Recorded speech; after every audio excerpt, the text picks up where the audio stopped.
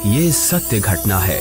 परमात्मा कबीर देव जी के सह शरीर इस भूलोक को छोड़कर सतलोक जाने की। इस लीला को करके उन्होंने सिद्ध कर दिया कि वे ही सच्चे और पूर्ण परमात्मा हैं। कबीर प्रभु की ये लीला हमें ये संदेश भी देती है कि परमेश्वर किसी धर्म या जाति के बंधन में नहीं बंधा। वो तो सबके लिए एक है, और अगर किसी ने सतभक्ति की है तो पृथ्वी के चाहे जिस भी कोने में शरीर छोड़े, वो अपने पुण्य कर्मों के प्रताप से उद्देशित लोक को ही प्राप्त होता है।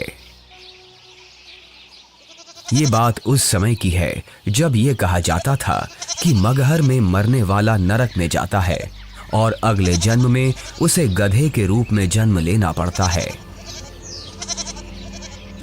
इसके अलावा ये भी कहते हैं कि अगर किसी को मोक्ष चाहिए तो उसे काशी आना चाहिए और वहीं अपने प्राण त्यागने चाहिए, जिस कारण से मोक्ष अभिलाषी वृद्ध लोग अपना अंतिम समय अपने अपने पुरोहितों के घर काशी व्यतीत करने के लिए, निवास करने के लिए आने लगे तथा पुरोहितों को उनके खाने के रुपए तथा पुरोहितों की पूजा अलग से प्रति महीना देने लगे, जिस लालचवश काशी के पंडों ने वृद्धों को अपने अपने घर पेइंग गेस्ट के रूप में रखने लगे।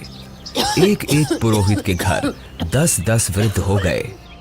कोई रोगी तो कोई अन्य परेशानी से ग्रस्त होने लगे तो उन लालची पंडों ने मीटिंग करके षड्यंत्र के तहत वृद्धों को मारने के लिए गंगा दरिया के किनारे एक करोंत यानी आरा लगाया।